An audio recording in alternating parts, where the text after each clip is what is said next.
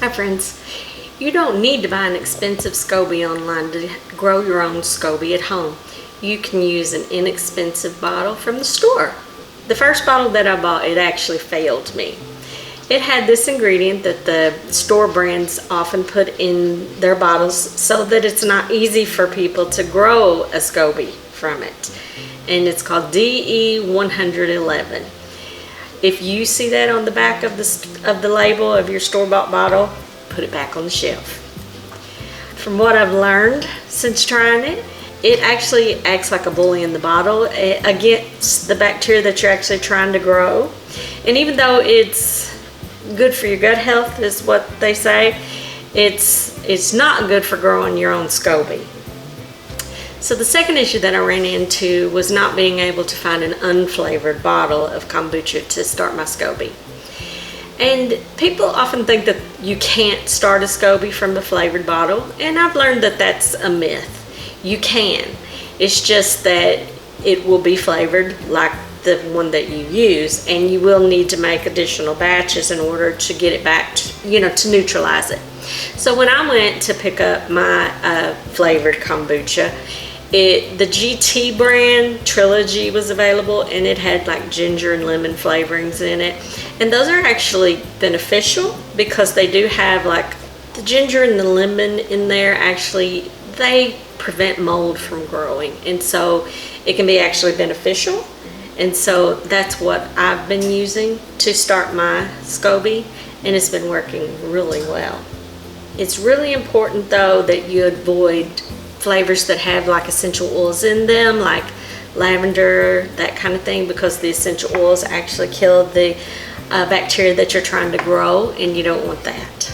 By your third batch, the berry flavor will completely dilute out so that you don't have to worry about the flavor in there anymore, and you'll be able to create your own flavors. For my recipe, I used 12 cups of filtered or distilled water, 6 tea bags or 1 large family size tea bag, 1 cup of sugar, and 1 bottle of unflavored kombucha if you can find it. Some important key factors to remember also is that when you before you add your bottle of kombucha to your tea, make sure you let it cool completely, because you don't want the boiling water to kill the good bacteria that you're trying to grow. Also, make sure that you shake your bottle of kombucha so that it gets the dregs off the bottom and it's all included in what you're adding to your kombucha mix. After you've poured your tea and your kombucha together, make sure to cover it with a breathable cloth.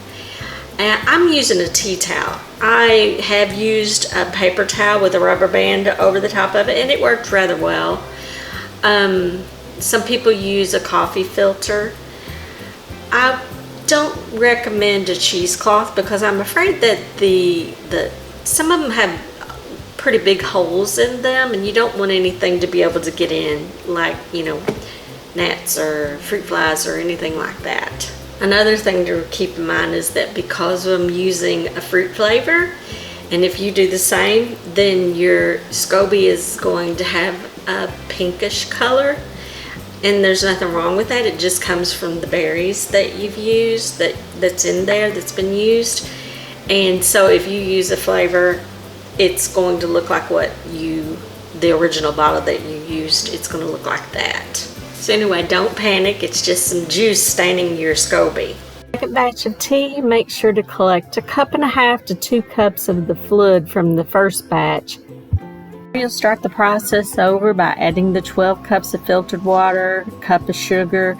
Only this time you'll replace the bottle of kombucha with the fluid that you gathered from the first gallon that you made. Okay, I'm not going to squeeze this bag. I'm just going to grip it to get it out, because squeezing it will make it release more tannins in there, and I'm not really wanting to do that.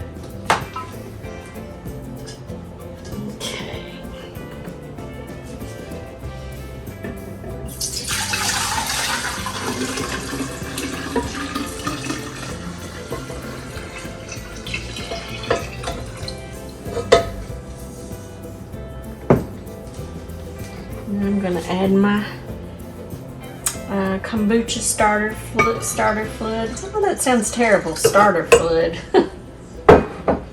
Okay.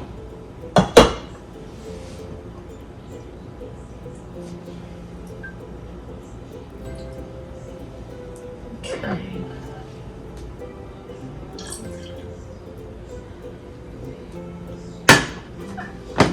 Okay.